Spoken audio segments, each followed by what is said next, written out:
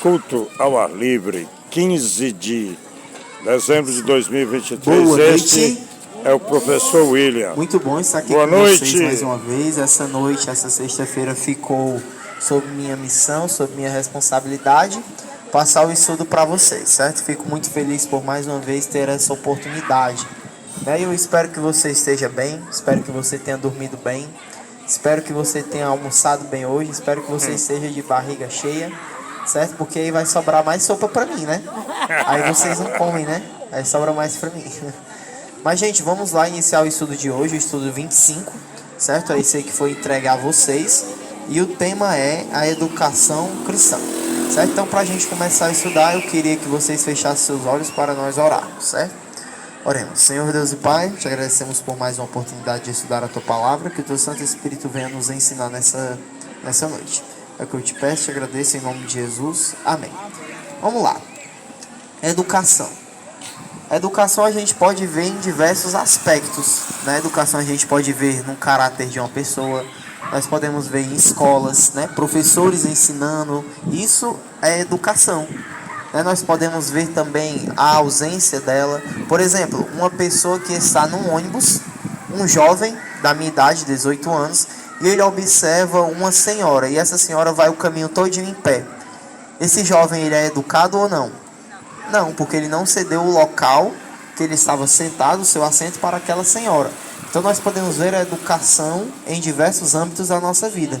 E da mesma maneira, um cristão, ele necessita de educação. Ele precisa ser educado. Ele precisa ensinar também a educação aos seus filhos, aos seus irmãos, aos seus parentes, e viver isso. E por isso que Cristo, ele veio a essa terra, não só para nos salvar, mas também para nos ensinar, para nos educar para a justiça dele. E diante disso, eu queria ler com vocês aqui o livro de Jó, capítulo 36, verso 22. A Andresa vai ler conosco, certo? E a primeira pergunta, ela vem dizendo assim, por que é importante seguir os conselhos de Deus a respeito da educação dos filhos? Olha que interessante. Nós iremos falar agora aqui qual a importância da educação para os nossos filhos, seguir os conselhos de Deus, né? Também podemos sair um pouco dos filhos e tirar para nós, certo? Pode ler aí, Andresa. Jó, capítulo 36, versículo 22 diz assim: Eis que Deus se mostra grande em seu poder. Quem é mestre como ele? O que é que um mestre faz? O que é que um mestre faz? Ele ensina. Existem mestres em diversas áreas, não é isso? Mestre de obras, mestre na educação. Existem pessoas que são mestres em letras, em matemática, em Bíblia. Existem mestres em várias áreas. Porém, existe uma pessoa que eu conheço que ela é mestre em diversas áreas. É mestre em transformar vidas, é mestre em dar novas oportunidades, é mestre em perdoar pecados. E esse é Deus. É o próprio Cristo, é Jesus. Deus, Cristo, Jesus, ele pode perdoar pecados. E é um Deus que nos ensina a viver na justiça. Qual mestre será maior do que ele? Cristo, quando ele esteve aqui na terra, os discípulos chamavam ele de Rabi. Rabi significa mestre. Então Cristo, ele era um mestre. E é um mestre ainda hoje. É porque ele é um Deus vivo. Mesmo que ele tenha morrido, ele ressuscitou. E ele está sentado à direita de Deus Pai, como diz. E ele é mestre em nos ensinar a andar em retidão e justiça. Então, se nós quisermos andar em retidão, em justiça, nós precisamos ter contato com o mestre maior, que é Jesus, certo? Diante disso, nós iremos ler agora Mateus capítulo 4, verso 18 a 25. E nós iremos entender nesses versos qual era o método que Cristo usava para ensinar os seus discípulos, para educá-los, certo? Pode ler aí. Mateus 4, 18 a 20. Mateus. Eu falei Marcos, foi? É Mateus. Se eu falei errado, desculpa. É Mateus 4, 18 a 25.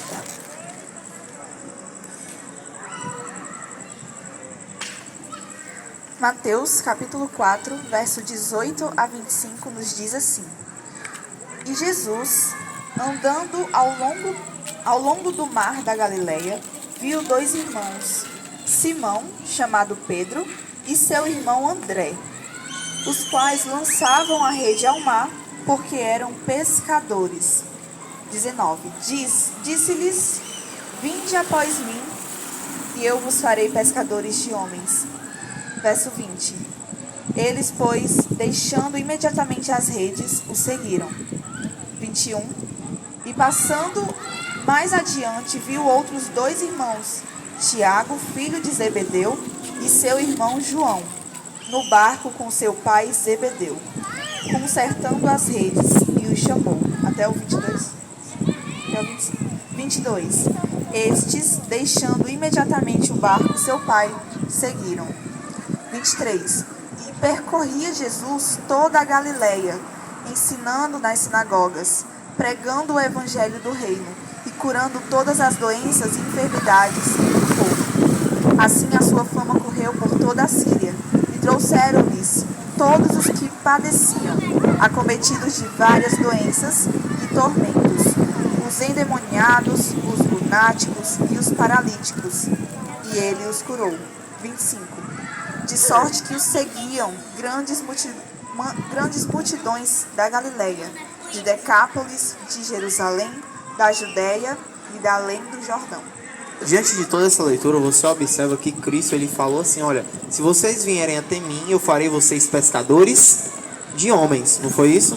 Farei vocês pescadores de homens. Cristo não estava dizendo que ia ensinar Pedro, os discípulos, a pegar um anzol e tacar na boca de outra pessoa.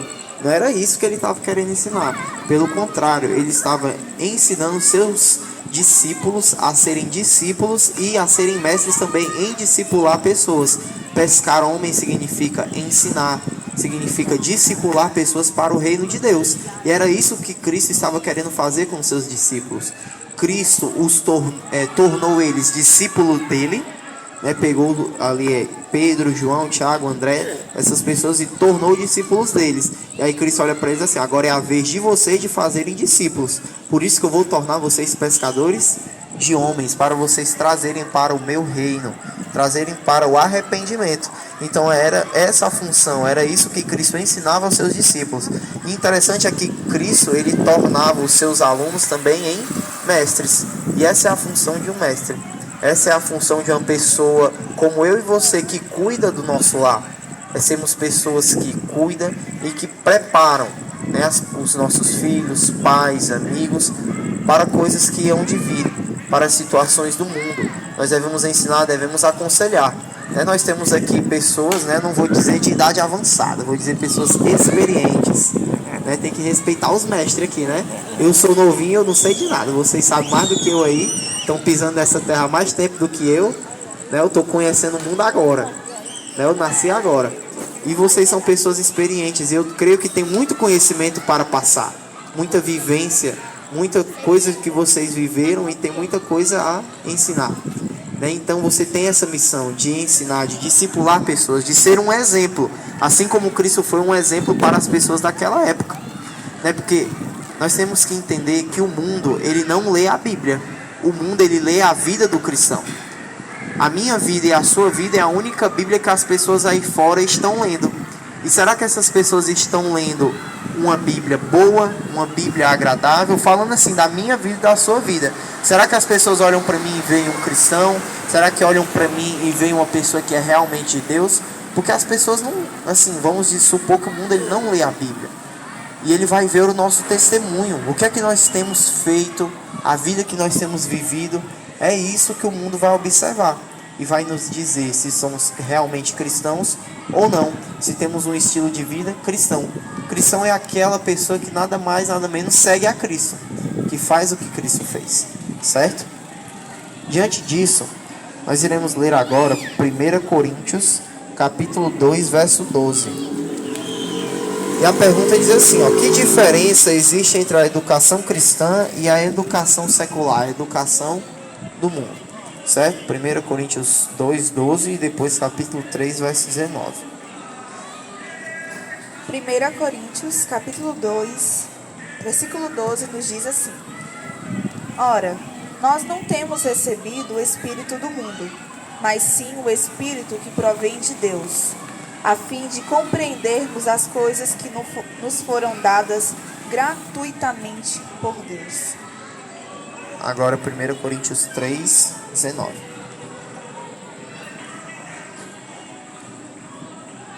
1 Coríntios capítulo 3, versículo 19. Porque a sabedoria deste mundo é loucura diante de Deus, pois está escrito: Ele apanha os sábios na sua própria astúcia.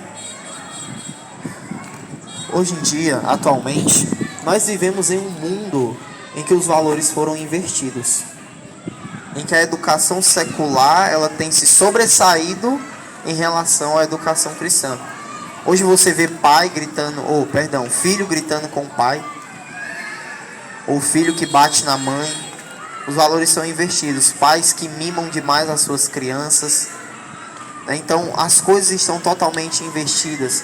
A educação cristã ela tem sido deixada de lado, o dar o exemplo tem sido deixado de lado. Você sabe que uma mentira muito grande é o faça o que eu digo e não o que eu faço. Fala assim: olha filho, você tá vendo isso daqui? Ele com um copo de cerveja na mão. Ele fala assim: ó, nunca bote um copo disso aqui na sua boca, porque isso aqui não presta. E eu sempre fui muito questionador, desde criança. Sempre fui muito questionador e muito argumentador. Eu gosto de argumentar e eu tenho uma argumentação muito forte. E eu perguntava: e por que o senhor bebe se não presta? Eu não estava desrespeitando meu pai, eu só queria entender.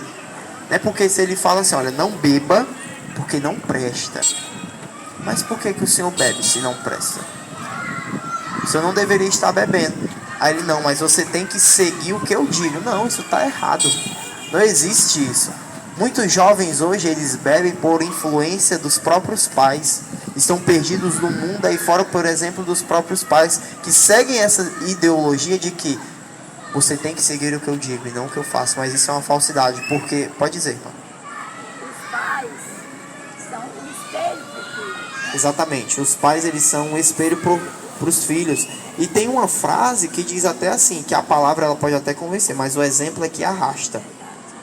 Se eu pegar, por exemplo, se eu pegar aquela criança que está bem ali, eu pegar uma pedrinha e jogar assim na Andresa, ela vai olhar, vai rir e vai fazer a mesma coisa. E qual vai ser a justificativa dela de ter jogado aquela pedra? Porque eu joguei. A pessoa que é maior, que tem mais idade, jogou. Então eu vou seguir o exemplo dela. Geralmente as crianças têm essa tendência.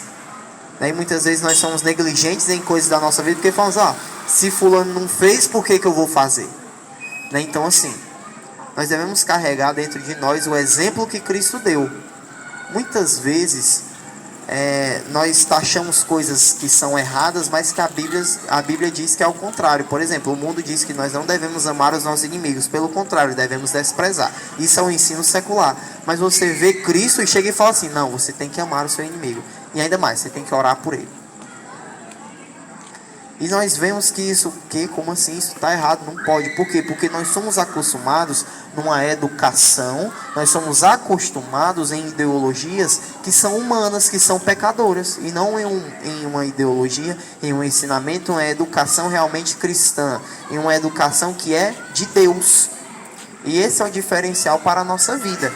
Se nós quisermos atrair coisas boas para a nossa vida, nós devemos seguir os ensinamentos que Cristo nos deu. E trazemos para nós uma educação que é efetivamente cristã. Para nós não cairmos nos ensinos do mundo.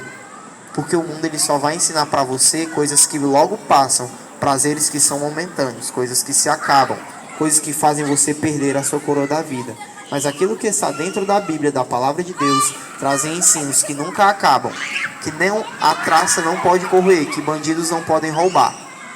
E que podem fazer transformação na minha e na sua vida. Mas aí a escolha é minha e sua. De qual educação vamos trazer para nós? A educação secular, a educação do mundo?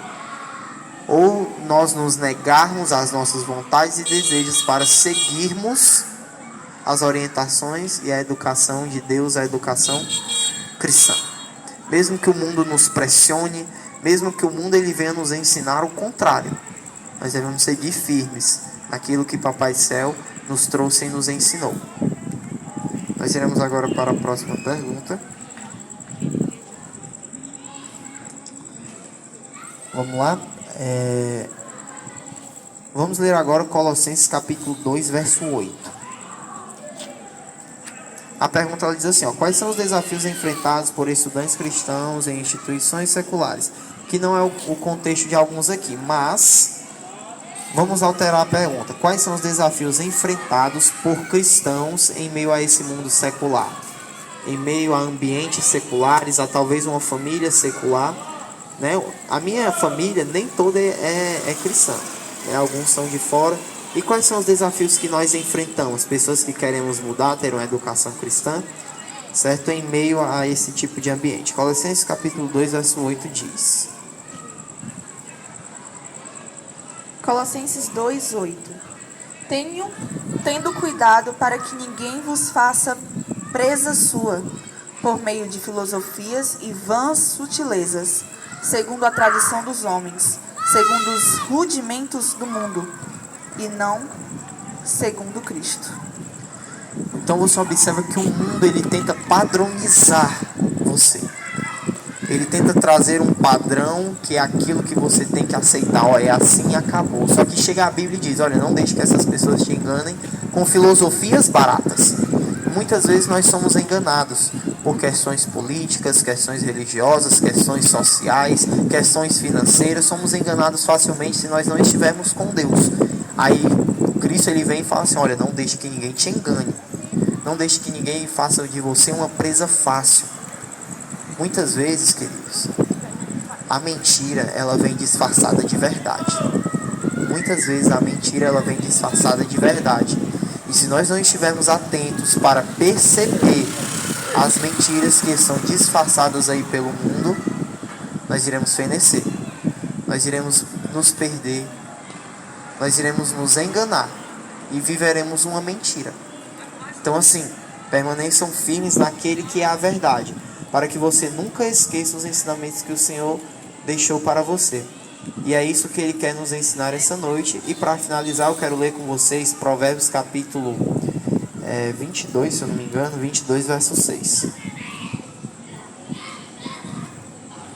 Provérbios capítulo 22, verso 6, ele vai nos falar uma verdade que é absoluta. Certo? Provérbios, capítulo 22, verso 6. Instrui a criança no caminho em que deve andar, e até quando envelhecer, não se desviará dele.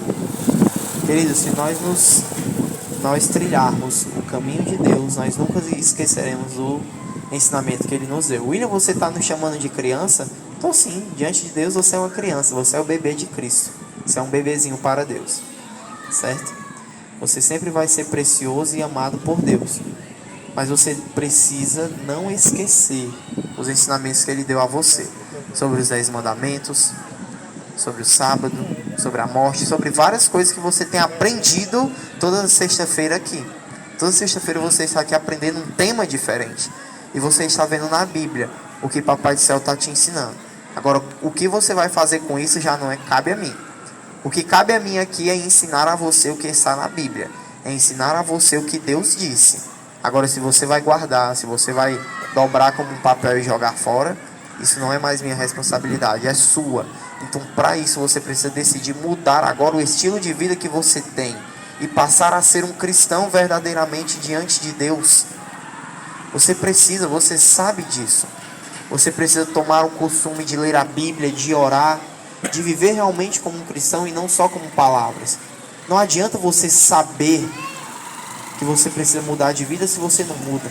Não adianta você saber que Cristo vai voltar se você não vai junto com Ele. Não adianta. Então Deus ele não trouxe aqui para que você apenas soubesse da verdade, mas para que você vivesse a verdade. Você precisa viver a verdade. Você precisa viver Jesus. Você precisa caminhar Jesus. Sabe por quê? Porque Jesus disse: eu sou o caminho, a verdade e a vida. Você quer caminhar por caminhos retos, caminhos que têm esperança? Jesus. Você quer viver a verdade? Você quer viver o que é verdadeiro, o que é a mudança? Jesus. Você quer ter vida, vida em abundância, não uma vida na miséria, uma vida em pecado, uma vida suja? Jesus. Ele tem te falado isso há tanto tempo. A gente estava comentando no nosso grupo que já vai fazer 1 ano que estamos com esse projeto, desde que ele foi iniciado. Mês que vem já vai fazer 1 ano, né? Já vai fazer 1 ano que estamos aqui pela graça de Deus firmes e fortes. Mas Jesus ele está falando com você durante esse um ano todinho que estamos aqui, para que você mude de vida e para que você tenha uma experiência agradável com Deus. Então, ore, busque, fale com Deus, louve a Deus, entregue-se a Deus e Ele fará mudança em seus caminhos. Amém? Palmas para Jesus. Vamos ficar agora com os momentos que saem da oração. Então vamos orar, né? Oremos. Senhor Deus e Pai, estamos aqui em Tua presença e nós aprendemos, ó Deus, que o mundo ele tem corrompido os valores cristãos, que a educação cristã tem sido deixada de lado. Mas que o Senhor possa nos ajudar a recuperar isso e a viver os valores que o Senhor nos deixou. Que nós possamos ser cristãos educados, que nós possamos ser cristãos que vivem diariamente o servir a Deus e servir ao próximo. Nos abençoa, fique com cada um aqui presente, perdoa os nossos pecados. Em nome de Jesus, amém. Valeu, Jesus. 15 de dezembro de 2023, culto ao ar livre. Rua Luiz Maranhão, Alvorada, Fortaleza, Ceará, Nordeste, Brasil, América do Sul, planeta Terra, Via Láctea, Sistema Solar, Universo.